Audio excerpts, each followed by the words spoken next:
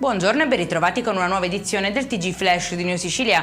In apertura tragedia al porto di Palermo, dove un migrante è morto schiacciato da un tir durante le operazioni di manovra. L'uomo, che si era nascosto sotto il pesante automezzo, voleva sbarcare clandestinamente in Italia dopo aver eluso i controlli nel porto di Tunisi. Incidente mortale a Paternò, lungo la statale che porta a Biancavilla nel Catanese. Lo scontro si è verificato tra un'auto e un camion che procedeva nel senso di marcia opposto e che ha preso fuoco subito dopo l'impatto. Le vittime accertate al momento sono due, entrambi conducenti dei mezzi coinvolti.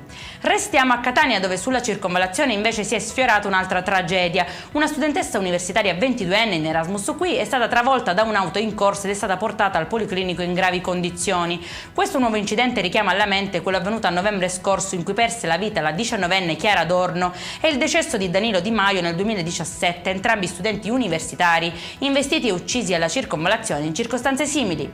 3 persone in carcere e una ai domiciliari nell'operazione della Guardia di Finanza di Palermo, che ha portato al sequestro di 350.000 euro e 9 società tra immobiliari e ristorazione, soprattutto in Brasile, ma anche in Italia, Svizzera e Hong Kong. L'ordinanza cautelare è stata emessa dal GIP del capoluogo siciliano su richiesta della DDA. E in chiusura ha messo sotto scacco 56 delle 59 postazioni presenti negli uffici giudiziari di Gela, in provincia di Caltanissetta, dai quali attraverso un account di super administrator ha esteso il suo controllo ai server del Ministero della Giustizia dislocati a Napoli. Così Carmelo Miano, hacker quasi 24enne, avrebbe operato per carpire dati sensibili e coperti da segreto investigativo ed è finito in manette. Oltre che su di lui, l'attenzione della polizia giudiziaria si è focalizzata su altre 6 persone.